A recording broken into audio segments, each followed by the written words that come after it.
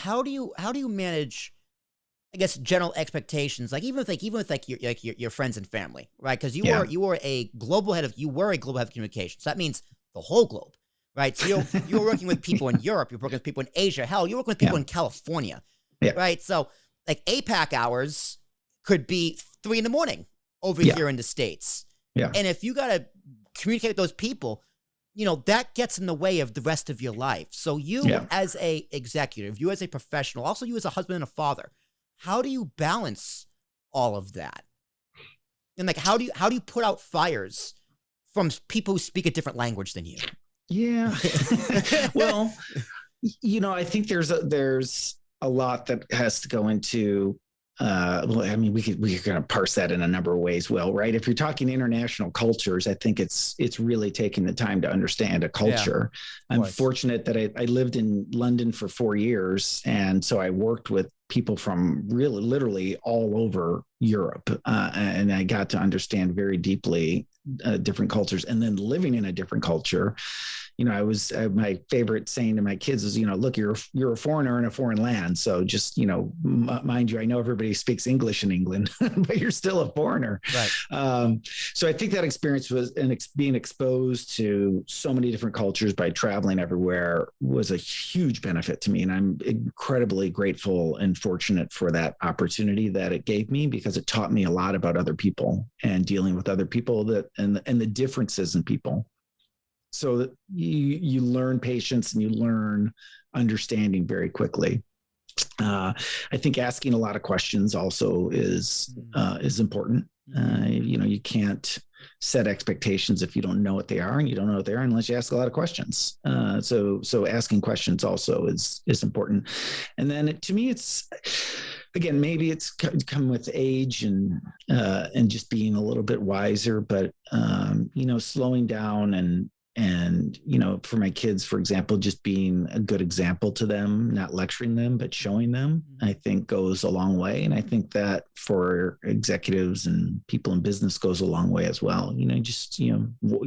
Walk your talk is important. And if they see that, then they understand versus you just telling them or sending them a text. But if they see that behavior, then it makes a difference. So like a hypothetical situation, right?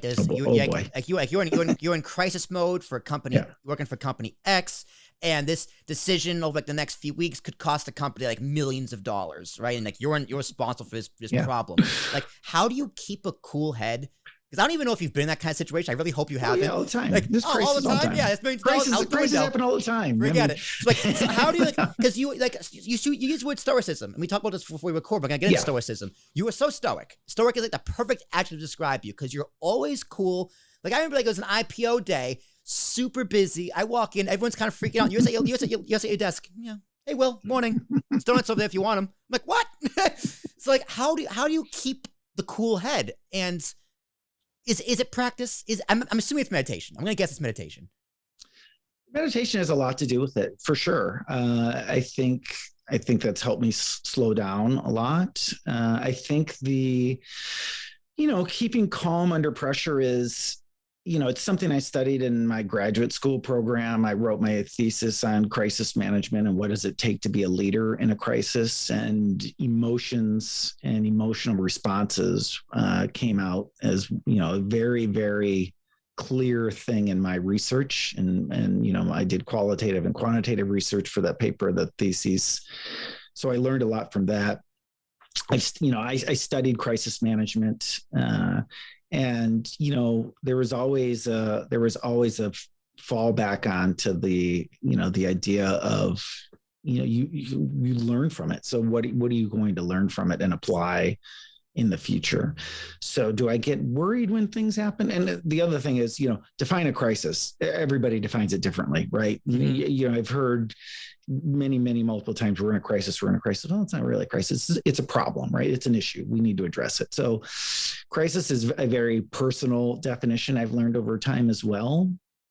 But I think in the big thing that my takeaway for me in my career professionally is, there's people are looking for answers, right? And they're looking for help. Mm-hmm. And me frantically running around like it's crazy and the world's on fire does not help exude confidence, calm, or allowing people to make decisions, including myself.